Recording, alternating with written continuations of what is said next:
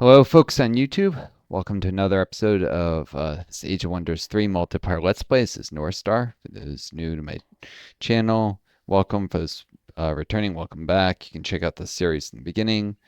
I'm here with Joe. You can say hi if you want. Hello. Uh, Tiny bit about me.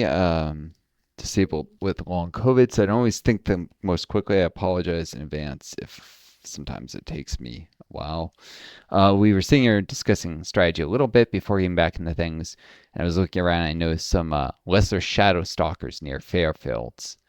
They won't bother the base, the city, while it's a vassal, but I was literally thinking of annexing the city this turn because it's about to grow. And these will definitely mess with the city once I annex them. Let me read the flavor text for you and Joe. Joe has problems with pulling up the unit cards sometimes, crashing the game. Although I think that's in battles, so Yeah, you it might be only able happened in a battle. I'm to. surprised. Could be your graphics card, or it could be that you have stuff in another monitor. It's just, that's probably overloading your graphics memory. Having that unit card with its like animations plus the battle plus something on your other monitor. Yeah, I've Um, got everything closed. The shadow stalker approached in absolute silence, floating above the ground like a ghost. Its otherworldly appearance was terrible, yet almost beautiful. When it struck my brother, he writhed in agony, and the flesh around the wound immediately blackened with corruption. He tried to hit it with his blade, but it passed through, doing very little damage to the thing. I raised my staff, filling the area with blinding lightning, and it recoiled. That was the day I learned that the rogue could corrupt his followers into beings of shadowy mist. Sophistry of Shadow by Gibandon, Sorcerer. Are these rogue Nasty. units? It's a rogue unit, though I swear I've never seen this particular summon on in the like main Hmm. campaign playing as like the high elf lady. It may be disabled for her, or it might be that it's an expansion feature. Eternal Lords, and that campaign does include expansion features. I think it's the latter. It wouldn't really fit Yeah. with her, so since it's more of a she's just going as solo and doesn't have particular combat skills, rather than that she's evil, which some of the rogues are themed in a more evil direction. But yeah, thing can throw frost shards.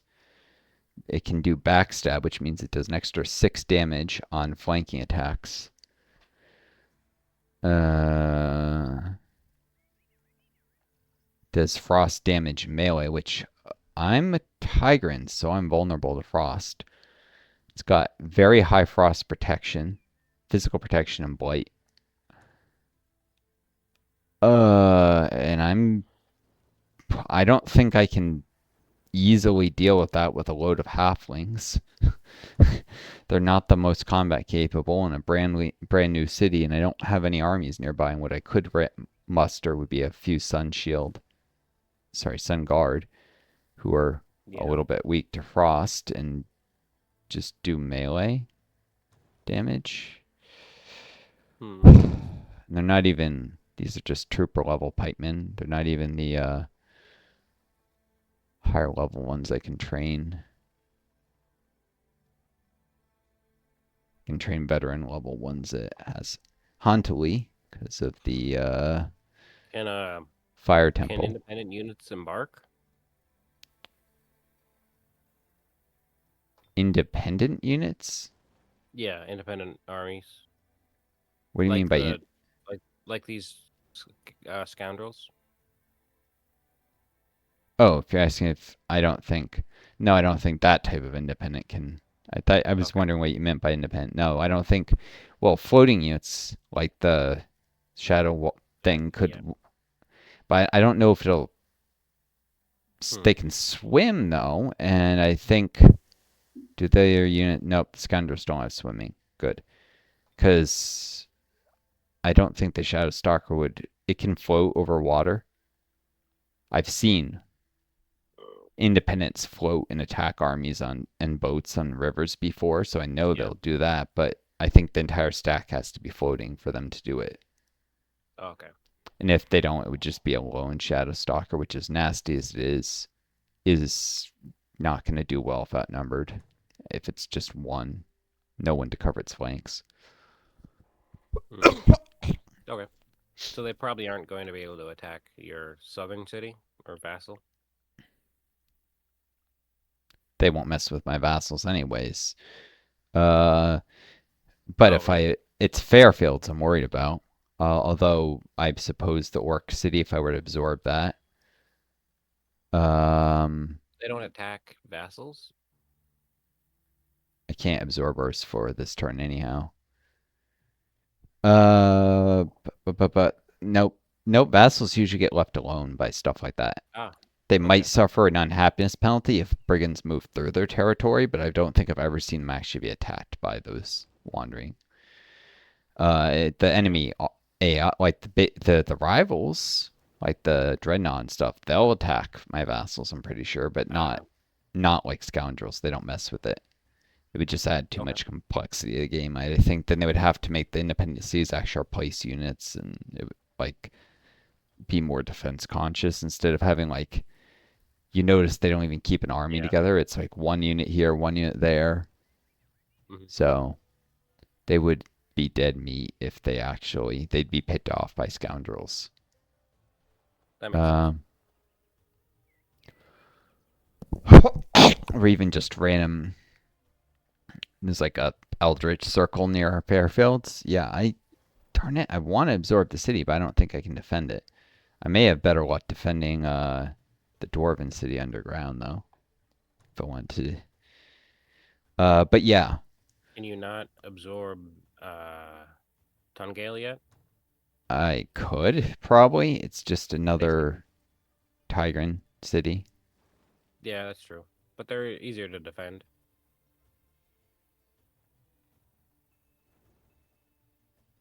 with as I mean, as it's close as worth that. 11 gold and 2 mana a turn, plus being able to obviously get its production for 102 gold. Yeah, it'll eventually pay for itself.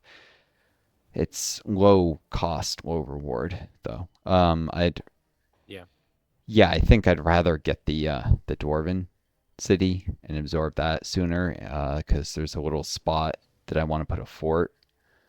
Hmm. Uh, this is like this forest north of my capital, and if I shrink the city, which I think the threshold, yeah, it's only got 388 population beyond its current size. So if I built a settler, it would shrink.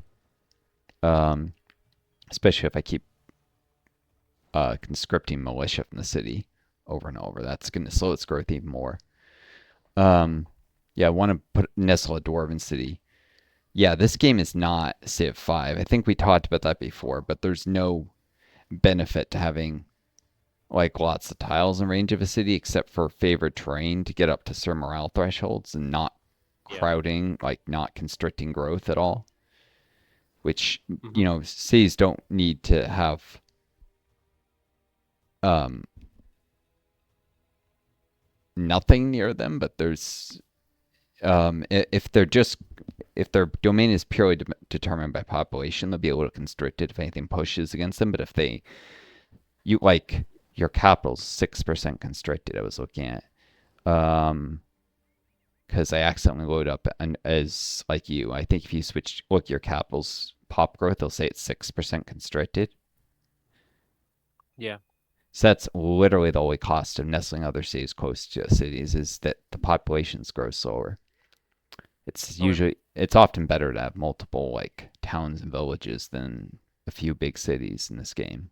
You can build more shrines, Yeah. temples, um, Makes sense. have more production queues because you can only build one thing a turn usually, so there's no point in having like Stacking something. production too high.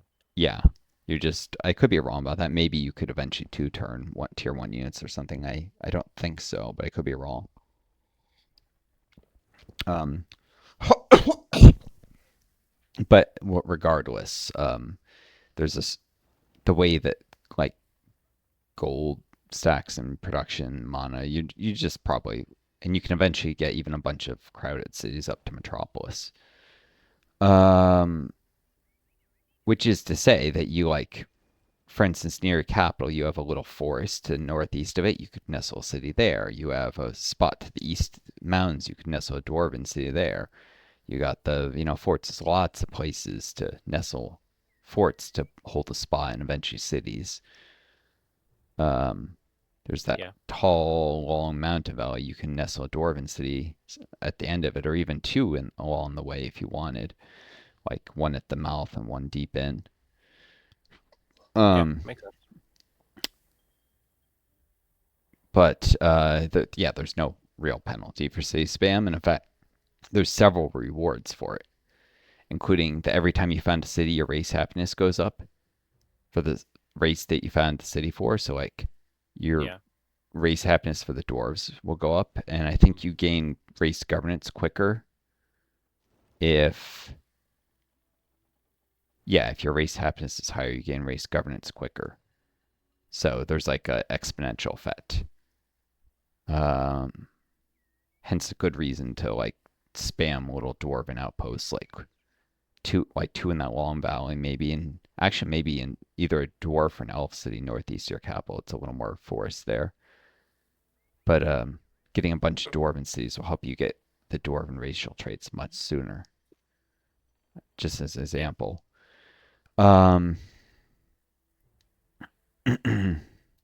All that said, I really need to conquer this frosting city that Trequiums. So, I mean, you should probably just take the gold instead of them being your vassal because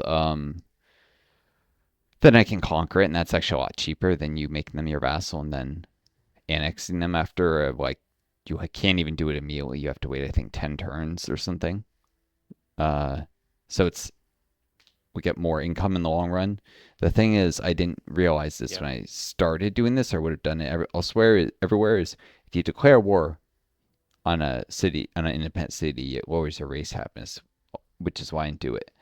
But if Mm. you trespass in their territory without a open borders agreement, they'll eventually declare war on you, and that doesn't lower your race happiness. So the smart thing, Your alignment still though? nope. Oh, your alignment still goes down. Yes, sorry. Yeah. Okay. So that's what I want as a gray guard, Yeah. is for my alignment to go down, but my race happiness to not.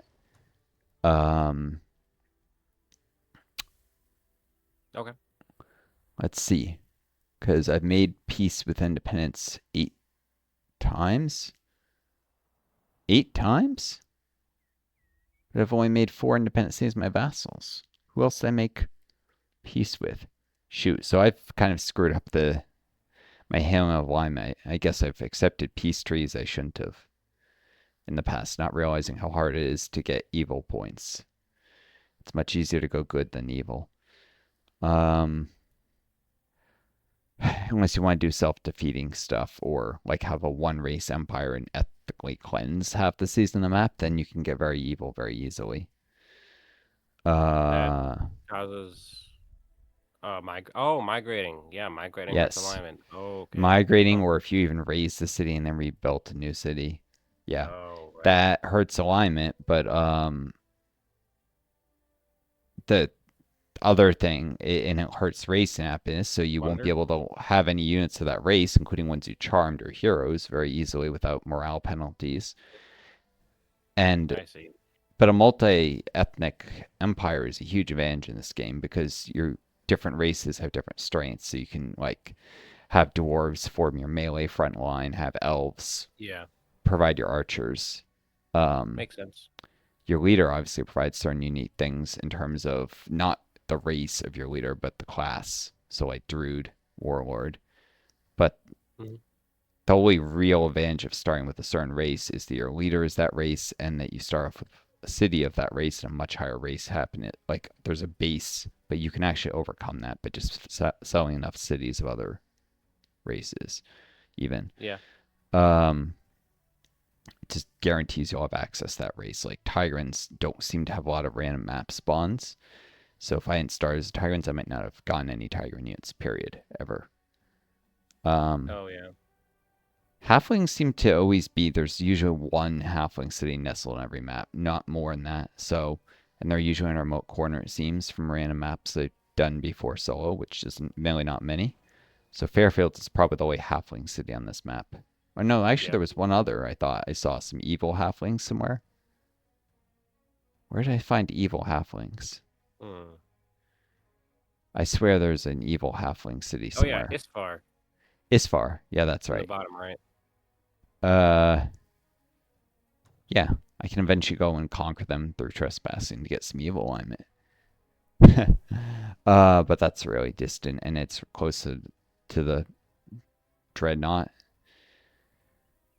Um, God, how long have I been talking on stream here? Yeah, it Uh, is. what? Yeah, it is far. Is far is quite far. Yeah. Well, so I was kicking myself. Let's see. So I always screw stuff up. I mean, I now in my Alpha Centauri Let's Play recently, I screwed up and spawned some mine worms and lost an APC basically, a ground transport. Here, I Yep. screwed up with the tiger and didn't move it on to the Shrine of the Frozen Beauty. Oh Sorry, yeah. I didn't move the whole stack, and so that only that one unit has Frost Door when I could have gotten it for all my stack and Arctic Walking, which would have increased movement on the strategic map. So that was dumb.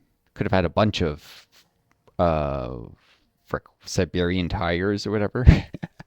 I mean, Yeah. everyone's riding a tiger. I like to think of it from a role play is they're riding is it Siberian tigers.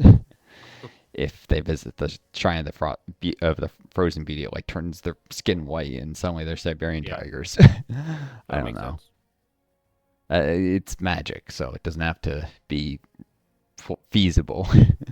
Yeah. um, but yeah, it's a shame that trying the Frozen Beauty and the Flowers of Solace here though do allow races that don't do well in Arctic terrain like Tigers to do okay as long as you can get the buffs in your army. Um, but yeah, I need to conquer Trequium. So if you'd let me do that, that would be greatly appreciated. And as a All right. warlord, I get extra gold from all my cities. And as a Grey Guard, I get even more extra gold from my cities. And with one of the techs I get as a ward, gives me, or it's only because of that tech. Sorry, actually, it wouldn't be without. But let's see. Golden Balance, that's from being Grey Guard, and War Effort, that's from being a Warlord. Yeah, so I get plus 15 gold in all my cities. So heck, even from like a, you know, perspective of the alliance being stronger, it makes sense. But I need some units that can fight well in the Arctic terrain. Aside from my dwarves, Yeah. which are really remote and it's gonna take some time. This is just Frostwing units right here. I can train some Frostwing Raiders and Mammoth Riders up, and I'm gonna need them against the goblins who are not far from here. Um, it also controls the entrance to the cave network south of Fugold. So it'll provide some protection for you. Yeah. Um, shoot. So yeah, I looked around. I've been trying to figure out where we were building stuff. Like, where was your builder? Do you remember where it was, what it was up to? Yeah. It's in Falsuriel, and it's on its way to those two cleared gold mines to build a fort. Oh yeah, you were gonna put, I guess. Well, you could do a number of races, but probably dwarves if it's gonna be between the two of them against the Hmm. mountains. Or were you gonna be more centrally? I I think I was mm, I was I was thinking about putting it um two tiles like left of the gold mine so it reaches the farm as well.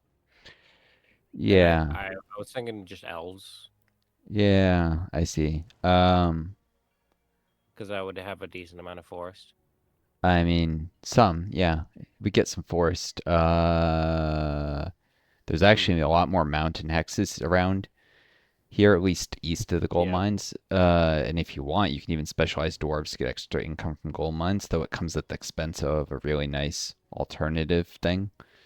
Uh, Yeah, their axemen can gain +2 melee strength, or you can get +3 gold from gold mines. Those are the Hmm. second level dwarven racial governance. Yeah. Uh, but yeah, given what I was just talking about spamming cities, which actually get you more total population growth, it's worth noting since there's like a base amount for each city and Yeah. each one can have a storehouse. So you get more total population, more total mana from the shrines and the great temples and stuff. Um, Pretty sure you get more gold substantially too. Definitely more knowledge. Um, yeah, I would try and split the put the gold mines with one dwarven city for the two gold mines and one dwarven city for the west. So each mountain range gets its own dwarven city. So I would suggest Yeah. in the long run. And as for a fort, you Okay. just need the gold mines and range. The farm provides zero benefit to a fort Yeah. anyhow. That's true. So, um, hmm.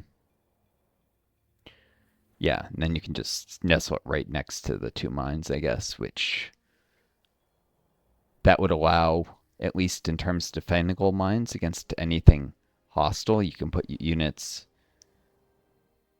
The most likely thing would be lost souls in that necromantic circle, and then you can put units on the northern gold mine and have units in the fort, and they should reinforce at the gold mine if something tries to move onto it. Yeah. Um, Okay. and you know, if you have a large enough army, more than 6 units in just the fort itself. Honestly, most things would probably just assault the fort immediately. But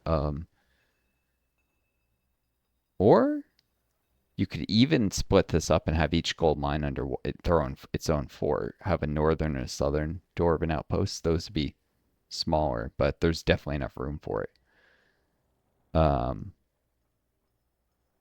I know, Mike, this is city spam, but um,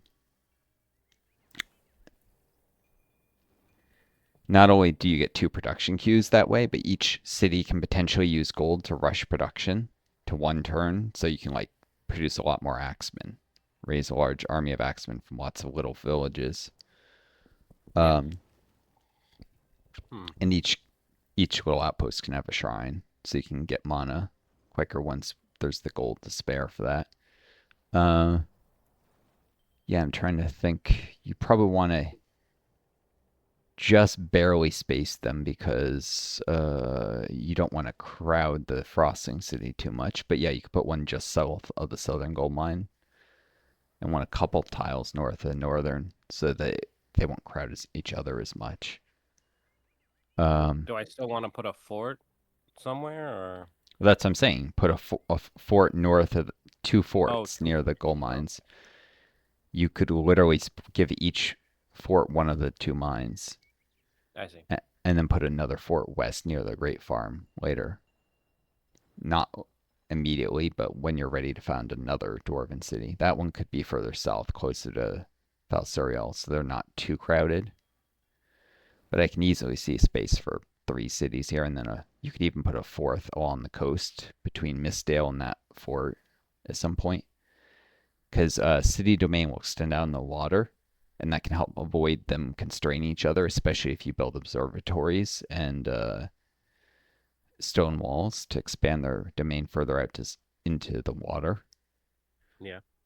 Because it's the way it works is they need a certain number of tiles and a certain number of tiles that are not occupied adjacent to their domain to not be constrained. There'll still be some constraining, but this will still allow, more total production and more race happiness and more race governance because you get race governance based on race happiness and the number of cities of a given race.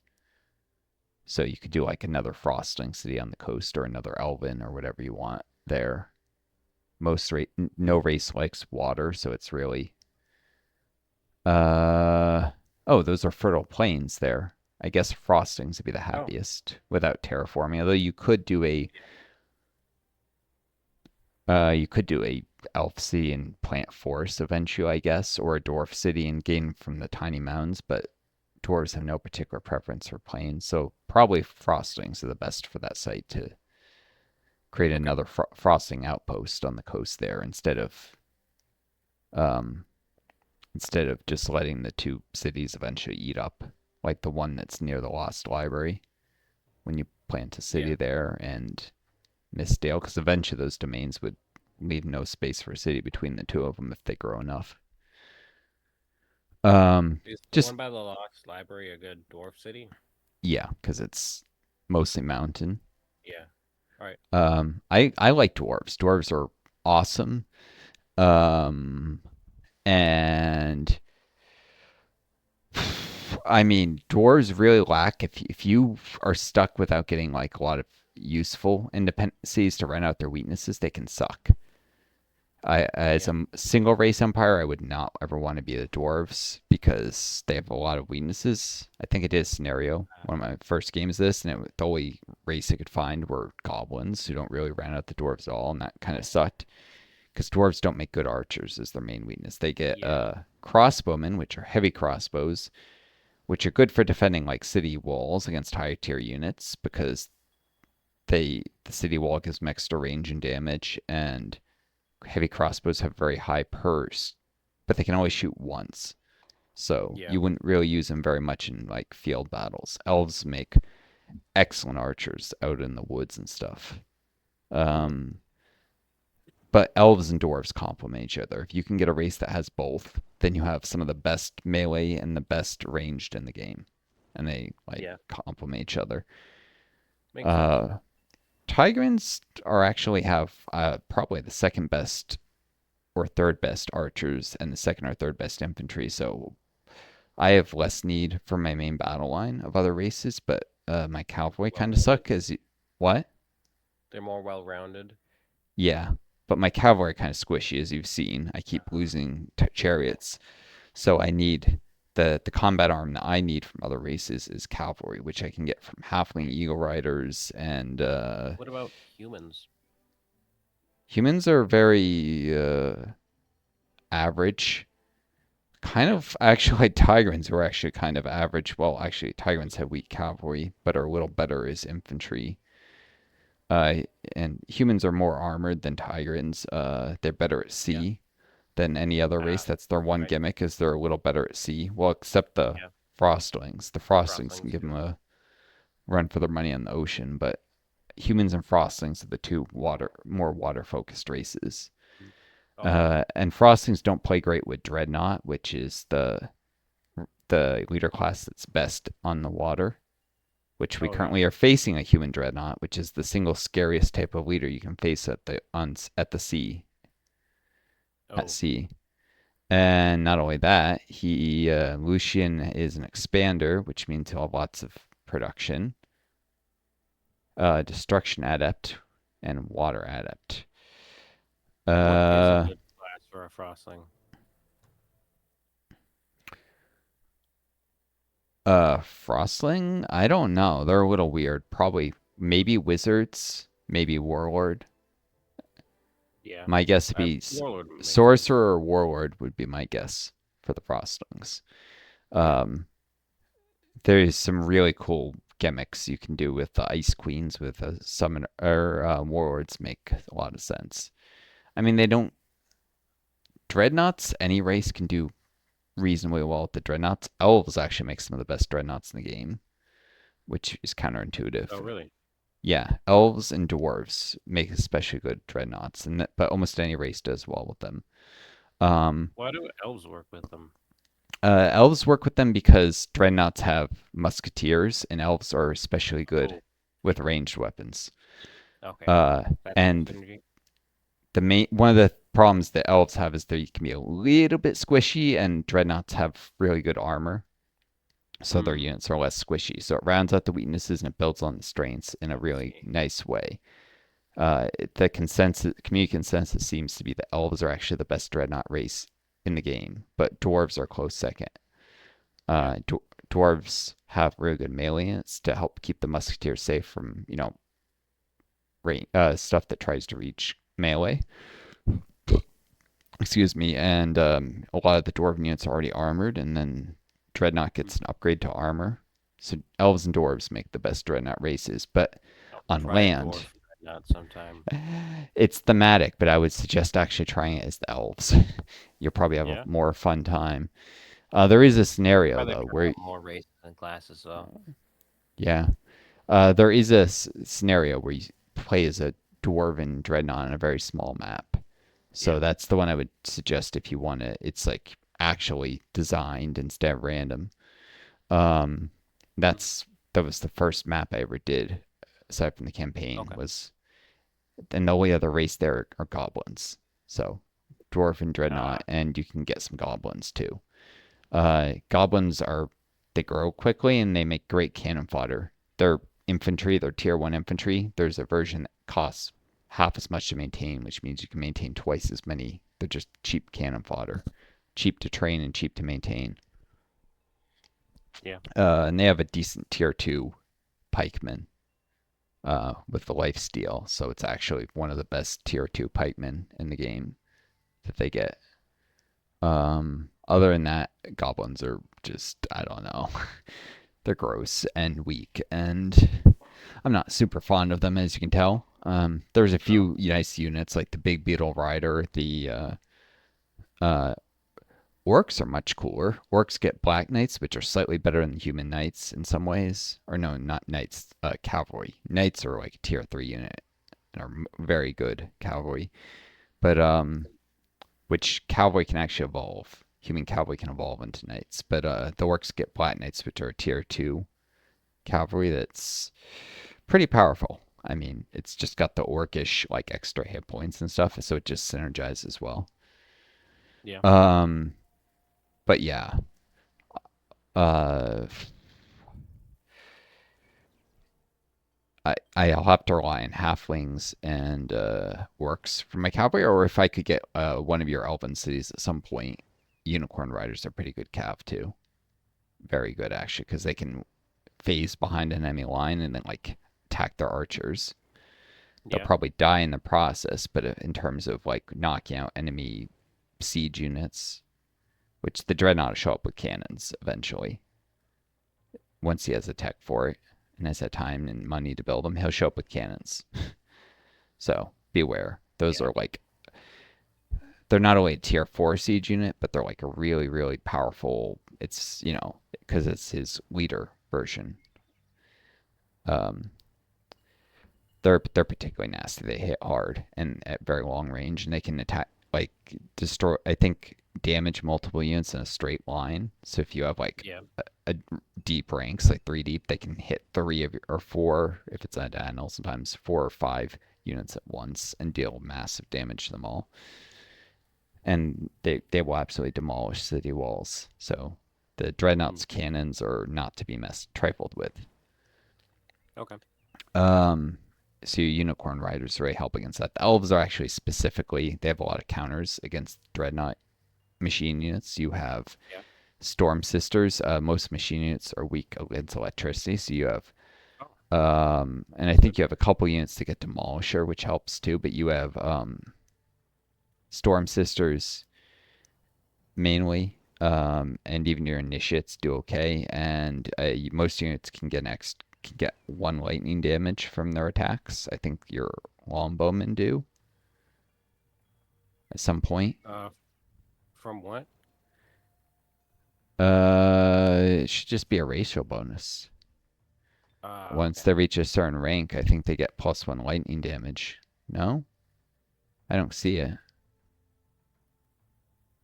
Oh says yeah. plus one. Prophet. All art high elf prophet military.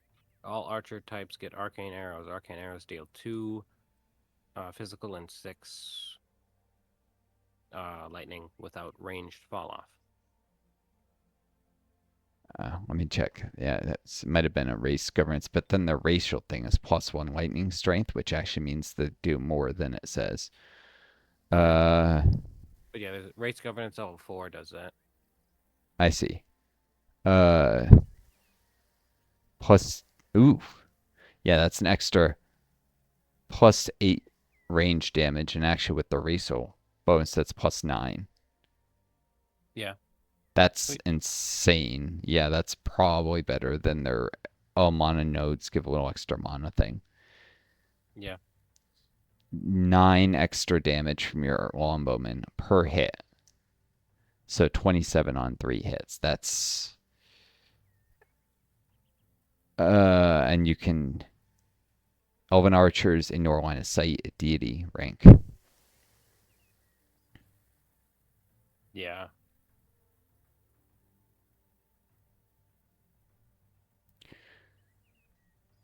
Sweet. Uh I'm looking. I have never really bothered to look at the elven racial governments. Some of these are insanely powerful, Oh yeah. especially for you with the druid, where you get the ability to inflict bleeding wounds.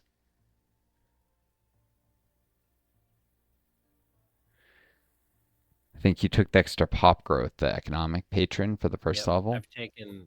I've got economic 1 and economic 2. Yeah. Uh. Yep. I didn't realize the longbow became so powerful with the arrows. I might have even said to take the patron military because an extra +1 range strength on top of the arcane arrows, on top of the racial characteristic that your Yeah, long. I mean, I guess it's just overkill at that point, though, right? that's true. And the I like the economic. more growth. What? Yeah, I like having the bonus growth. Yeah, but I mean, growth doesn't do anything once you reach Metropolis level. Once you're Yeah, Metropolis, you that's don't. true. You can keep growing your population, but it does absolutely nothing except give you like a The buffer. more leeway to build settlers, yeah. Yeah, that's about it. Or like to resettle the city to a different race, because you Mm, lose a percentage of the population. So the bigger it is, the yeah, less it'll drop down to it. I mean, it drop down to a larger number still. Like I think you can change the race of a max size metropolis without it dropping down even to city rank. I could be wrong about that, but it'll very quickly reach metropolis again if it does drop. Um, whew, yeah, okay. I've been talking a lot here, but I would try and, especially with the shooting grounds giving extra pop growth for you, I would try and spam lots of small cities. Your elven ones will grow especially quick. Dwarven ones will help you get the dwarven racial governance. Um, you yeah, just got a lot of mountains, so that's why I like the dwarven because the more happier cities will produce more gold. More gold will let you when raise should I more build a dwarf settler? units. Um, when? Well, probably after you've built a larger army, because you Okay, have to deal with those archons and there's that's still true. sites to clear. I'm thinking way ahead, just long-term strategy. However, short-term strategy, because enough long-term. Cooking up recipes for the kitchen of the future, as Marx once said, is kind of useless. uh, he didn't say it's kind of useless, but he basically did. And yeah, he did use the phrase "cook up recipes for the kitchen of the future" once, and I think it's a very descriptive term of thinking of things you'll never get to if you don't do something in the here and now. Yeah. Um, yeah, I was going to, I guess, I could help you with that floor core, say, but those ice queens are nasty. So I'm gonna help you. Well, I'm gonna help you with the Fort Quarry that's got goblins, and then I'm gonna try and conquer Trequium, and then I'm gonna circle back north, maybe waiting a little bit for units to heal, and I'll help you clear the Fort Quarry near Eleanor. Okay. Um, You're gonna wait yeah. for me to get the quest money done before you declare war, right? It takes a few turns for them to declare war on me if I trespass. Okay. So I might want to trespass like right away, but yeah, I'm gonna help you kill that frosting stack first. Um, and even if they declare war on me, it doesn't fail the quest. The quest has always failed when I conquer them. All So right. as long as whew, yeah, I've taught too darn much. Defeat all rival empires. Protect your land. Those are the victory conditions. Okay. Armies, resources, cities. Empire quests. Yeah, it's probably worth looking at the Empire quest at some point. I have not, but most of them are eh. Although heroic skill, be the first to have leader reach level 15. So yeah, that's something. If we keep grinding these sites, we'll probably be the first to get heroic skill. Yeah. Yeah. You could probably get Sage because you're elves and you've been getting a lot of research treasure sites that you've had forts on. So you could get 2 secret spells that way once you're the first to get Oh, a tier 6 skill. I know a tier 4 skill. Yep. It'll be a while till you can unlock tier 6, but eventually you can get it. Uh, What's a be the Grand first. Palace?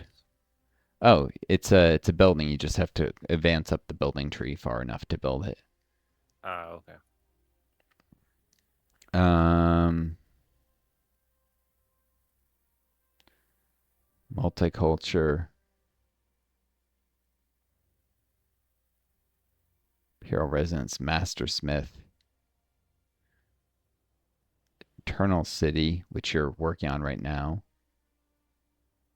Um, yeah, I'm probably try and get heroic skill, and I might eventually get centurion.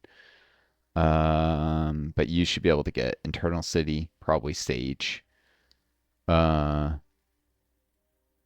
All Knowing. You can get 2 new specializations. Woo, Joe. What's the specialization? That's like Earth Adept, that kind of stuff. Oh. That's insanely powerful. Be the So first to, I should focus on science? yeah, especially because Sage and All Knowing. Well, you'll need to grow your number of cities a lot first, Yeah. and city spam will help with this because big cities don't produce more knowledge than small cities, really. Mm, But okay. each city can have a laboratory, so you want to spam a lot of small cities and build laboratories in all of them and observatories Yeah. too eventually. Um, So as soon as I hit Metropolis, should I start building settlers? uh, well, you probably want it from Or your do I not dwarven have to? city. So what you actually want to do is raise lots of elven units in Metropolis and use them to Uh, support your dwarven city so you can build dwarven settlers because a lot of okay. the really like good sites for you are near mountains. My terrain's a little different, and dwarves hate tropical terrain, so I can't spam dwarven cities in a lot of places here and there. Yeah. Um, Looks like you've got some dwarves to clear that crystal tree, and then you are in a double back, and then there's the archons. You're just preparing for their next. But yeah, after this quest, God, I'm gonna drive the YouTube people insane with this. Has been an entire video. Actually, the last video I did nothing but talking had my highest views. I kid you Yeah. not. People would rather watch me talk strategy than actually play the game. Or maybe it was just the fact that I named it Strategic Plans and people thought the title was better or Yeah. something. I don't know. I kid you not. It had my highest views and actually one of my higher view times. But yeah, after taking the city, it should be possible to go into the cave entrance instead of taking a long way, and to go north, clearing sites on the way back up to Fugold. Um, and whew, yeah. I'm trying to think. I guess there's a long way around with the road. It's probably best not to open up another avenue of attack. So yeah, but there should be a magma forge and inn. There's 3 treasure sites you can clear on the way up to Fugold with your army. I don't think your Yeah. units particularly like fighting underground though, so I might want to give you back a lot of this gold that I borrowed from you. I'm using it to offset the fact my units hate Arctic terrain. You probably want to use it to offset the fact that a lot of your elves hate underground.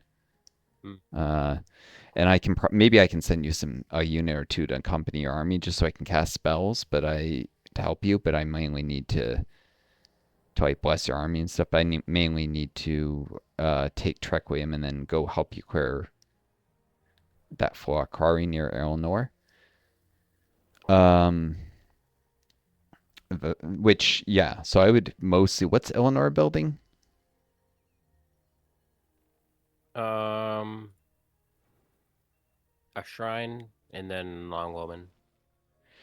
Okay, so Longbowman, and probably after you get Eternal City Empire Quest at your capital, then probably more, or you can do Hunters at your capital. That's right. So Hunters and Longbowmen mostly. Um, with does either of your cities have an arena? Because I know you do. I mean, your swordsmen aren't terrible, and you do need some protection for your Longbowmen against Gold, melee. I think. So neither of your Elven cities. Yeah, Yeah, no, only from gold. yeah. So then I guess you'll just want to spam ranged units and you go. Is there a safer? Oh yeah, there's a safer path underground uh, to the northwest of your capital. So yeah, instead of going that long way around via the cave entrance near Trequium, yeah, you can just feed the longbowmen and hunters through that, especially the hunters because they're fast moving. Your longbowmen you might want to actually mass to deal with this ice queen, but and to defend your capital and stuff and defend Mistdale even. And you're gonna want to annex Falsariel pretty soon too for the extra production queue. Yeah, So that's true. yeah, in your case, you got treasure sites to clear, especially the ones that are in the domain already of your two southern cities, Eleanor and Falsariel. And then there's Mistdale, and then there's the forts that you spring up in the Arctic terrain. So that's your longbowmen. They're slower, so they make better like city defenders anyhow. So once you clear the treasure sites, but I would send the hunters, the ones that you don't use to help with that, to go underground to go help deal with the archons. Um, because hunters do better melee, and the archons are like projectile resistant, so you'll need units that can fight okay in melee as well. It's not worth necessarily spamming melee units, considering you'll want the units to be useful again later, and your axemen can fill that role. But your hunters, yeah, I would hunters do okay in melee. They're decent melee units, so I would spam Eleanor hunter. needs to build a druid's dolmen before it can make hunter stuff. Oh, I'm saying I would just do longbowmen at Eleanor Ah, okay. because you got the Flock Quarry, the Hall of the Forefathers, that Earth node with an elephant on it and an Earth Elemental. Yeah. Um, Looks like there's a random group of martyrs, Neil Soriel. Did you accept that quest, or you know you told him no, right? Because there were so many.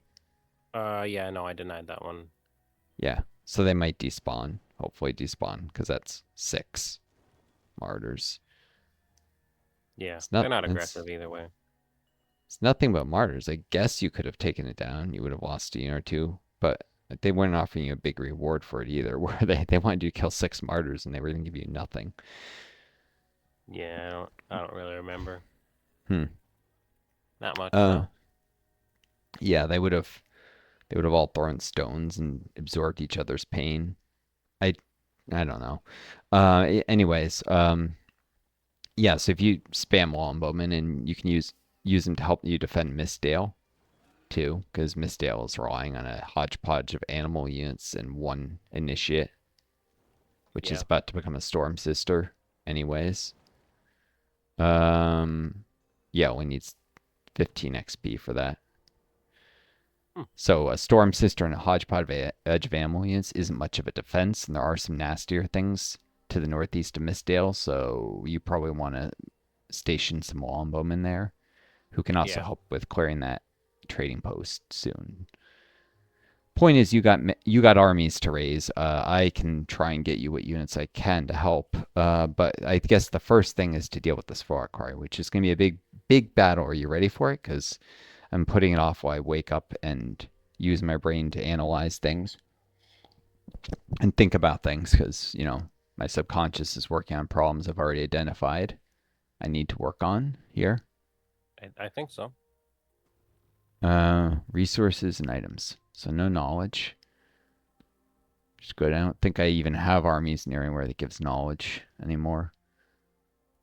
Um, resources, if I want to declare that.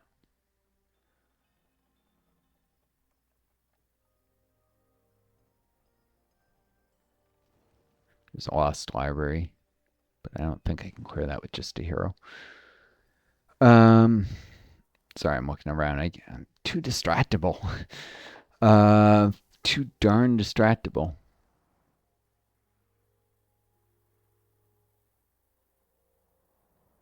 There's the shrine to the Wizard King.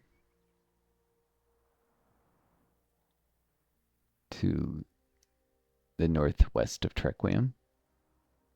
It's defending that. An evangelist, initiate, martyr. Bloody evangelist. That thing tries to convert your units. It's not even. It's a ranged convert. It's a ranged charm ability. I can heal units too. All right. Sorry. Yeah. Let me gather my units around this Florak quarry. Um. And then I guess one of us could launch the attack. Was there a reason it was going to be one you or me? How much? I don't really remember. How many casting points do you currently have? I think it came down to casting points in the end. I've got 60, but I have a summon animal queued up. So you've currently got 60. Yep, How much does summon animal cost? Like, what's the mana cost of the spell? I think it's 60 as well. Hmm. Oh wait, no, it's only 40. Ah. Um. It's only 40. And you started it last turn, which means you may have already put some casting points into it then. If I do it now, I don't have the mana for most spells to help in the fight. Oh, I can do one spell that costs 7. So I can do Last Stand or Lion's Courage. Um, Probably want to do Last Stand against this beetle or something. God, I hate high tier cavalry. They're pains in the rear because they'll just charge, and if you're trying to not lose a unit, it's a pain to have to deal with them when they're defending a treasure site like this. Yeah.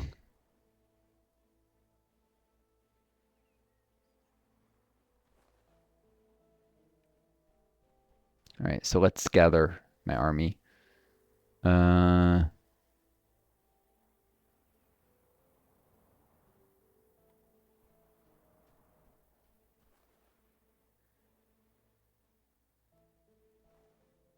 oh shoot, they can't make it. Gah! Oh, Stupid limited movement range.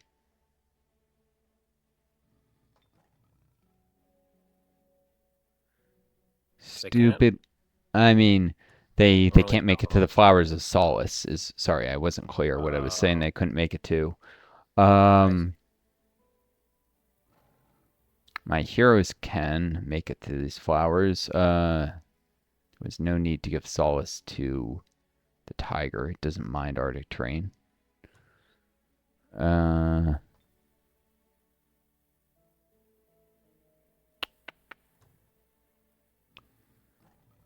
All right. Let's see. 2 heroes. Uh,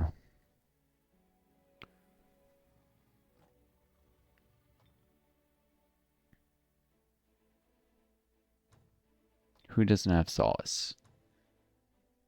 This unit, this unit, this unit.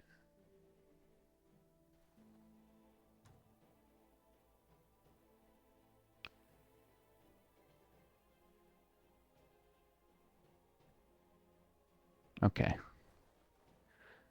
You know, the thing I hate most about games like this is just figuring out where to move my units. Like counting movement points, planning moves. Yeah. That's the. I don't mind anything else about 4X games. I just hate moving my units. You know? Yeah, it's especially annoying since it like it's not like Civ where it's like, each tile costs 1 point or like maybe 2 points. It's all like ranging from like 3 to 4 to 6. I mean, I actually A like that, long and range. it's fairly easy to mouse over and see a visual representation of how far they can move.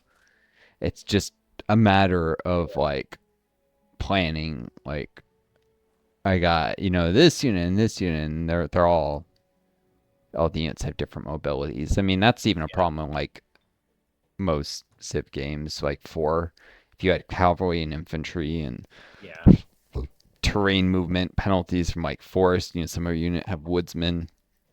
Like it was always an issue. I guess they Yeah. massively oversimplified it in Civ 5, but I've always hated Civ 5 just because it makes the series so over simplistic. So I guess that's not really an argument for that being a better way of doing things because it's not. Uh, Ignore morale penalties. That includes the disgusting stench. Okay, well, I guess the tigers could use solace against the goblin untouchables. Nothing likes that smell. Nothing. Nobody likes the scent of a goblin untouchable. Not even goblins. I That's mean, our regular. yeah, goblins are immune to it, but even they probably don't like it. They're just not bothered by it to the degree. The Yeah. untouchable hints at them being like the lowest rank of goblin society. Even the goblins are like, you're dirty, you're gross. Um,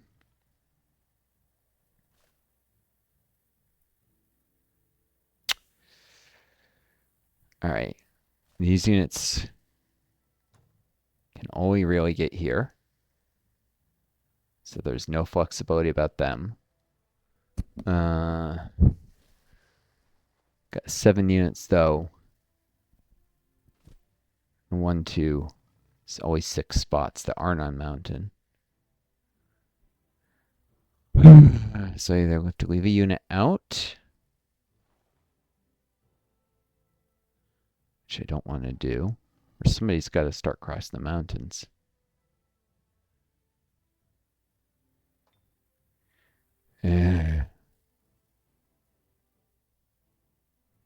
I'm going to lose a chariot doing this. I just know I'm going to lose a chariot doing this. These Putting it on the chariots are, mountain. yeah, because it's not going to start stacked with the rest of my army. Oh, I am constantly losing chariots. You've seen how many like I'm up to 2, or it's not constantly, but I've lost 2, and I'm always seem to come close yeah. to losing a third or fourth. There have been so many times where that something like that's happened. Um, it's a real pain, I tell you. Okay, who to stack there? Uh, well, melee only unit should probably stack with the melee leader.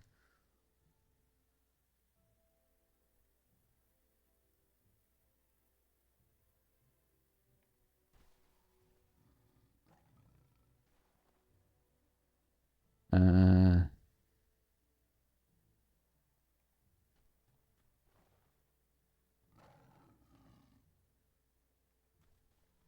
there we go.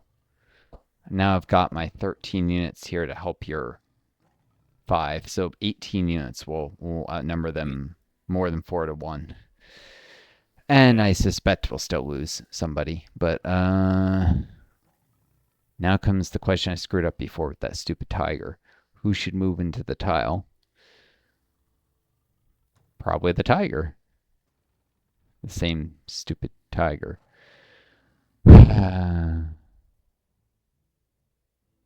Or call the fiery. Since if there's items to pick up, I might give them to them.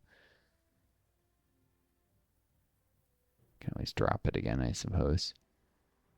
Drop it. No, you like taught to dogs. Drop it. I'm imagining. He's a male tiger, but I kind of imagine a dog for some reason when I. Stupid. Yeah. But,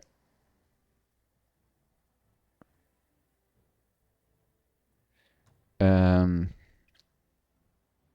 hmm.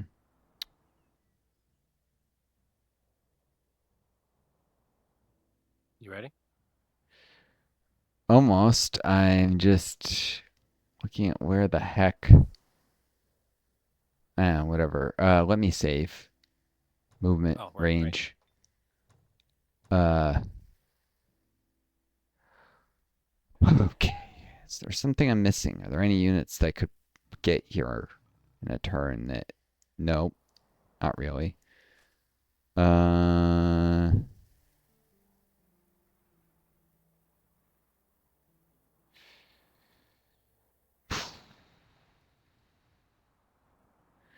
maybe a little bit mentally freaking burned out after this, so I'm trying to figure out now if. Yeah, you're not in any hurry to clear that flow rock quarry, right? It does give an item, but the one it's not making Eleanor unhappy, is it? Because they do have a few more Uh, units. the flow rock quarry? No. The brigands are they making? Are they inflicting it? Not even the brigands for some reason. Okay. Well, because they're in their camp, I guess. As long as they're in their camp. Um, just wanted to make sure you weren't like getting actively receiving unhappiness stuff. Not from Um, them in Illinois, anyway. all right. It's kind of weird because the Archons are giving Flugel uh happiness penalty, but Illinois is fine. I mean, the Archons are like undead, so it makes a little more sense, I guess. Um,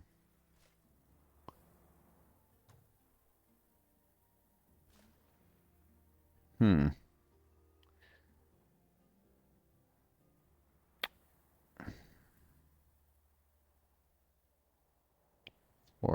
Four. It's 8. Maybe it grew recently and it hasn't overridden it yet. I don't know. Yeah.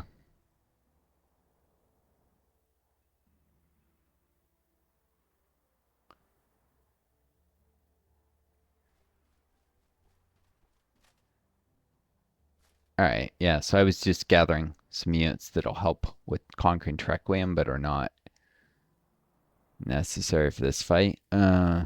I could have gathered them around if you really wanted to clear one of those sites, like the bandit camp or something. Um, but yeah, doesn't seem like there's anything really high priority there. All right.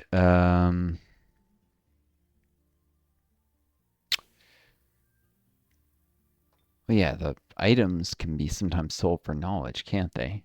I should probably start researching something before I.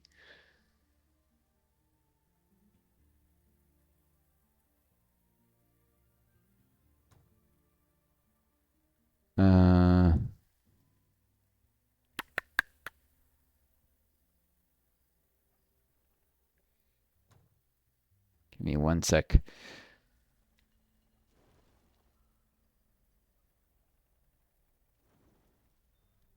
The brigand hideout near my vassal city is causing enemy at the gates, it says. Huh. It's actually upsetting my vassals. I just noticed that. Yeah, But the I don't know one why it's not upsetting Illinois yet. Maybe it's the mountains in the way. Maybe it's that it was just. Maybe it's that it just grew to this domain size. wait, maybe have you each brigand camp is considered its own like little mini empire. Maybe you've never actually fought any of these brigands before.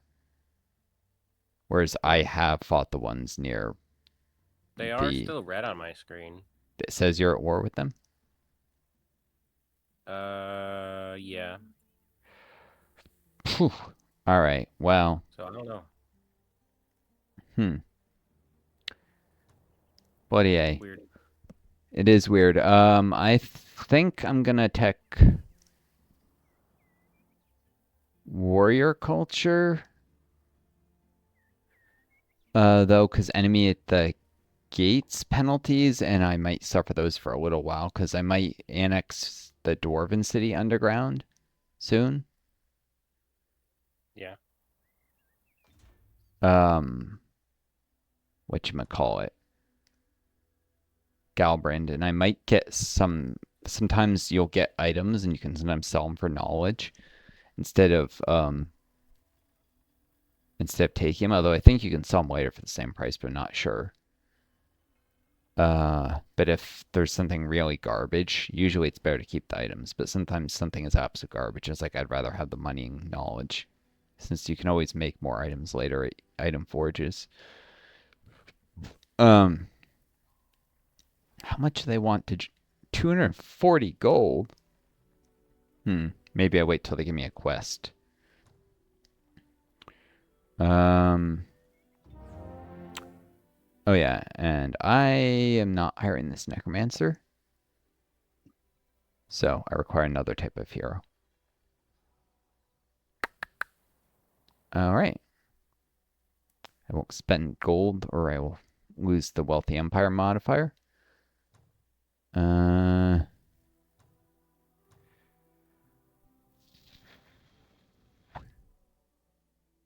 Solace has made my units high morale.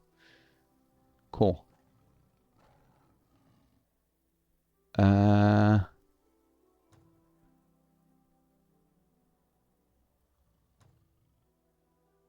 it's tiger time. You ready for this? To help me clear the Frostling army as well. Yeah, we'll see how this battle goes. We may have badly damaged units need to heal first. All right. I don't Makes know sense. what to make of big beetles. I've looked at their stats before and they look scary, but Yeah. then again, I've never actually fought them before. No, I think I did once, or when I was new, when I lost a bunch of units. It was that it was with dwarves in that dwarven dreadnought scenario though. All right. Tyrants do much better at what I would call maneuver warfare, but a lot's going to depend on the layout of the quarry and if there's any spells active or anything. Environmental effects. Got to see the terrain. Uh, all right, they're not moving. It looks like it's my turn, and this video is going to be an hour and 9 minutes, so I'm going to cut this, folks, on YouTube. That I need to take a quick stretch. Just give you a second to look at the units and thoughts on them, Joe. Because with this many units, I'm going to struggle even just to figure out what to do with my own. Yeah. It's a lot to take in, which is why I put this up. I need to stretch real quick to clear my head, and I'm going to cut the video. It's a good time for that. So, folks on YouTube, I wish you all the best. Take care of each other. Be kind to yourselves. May you always find a gangster video.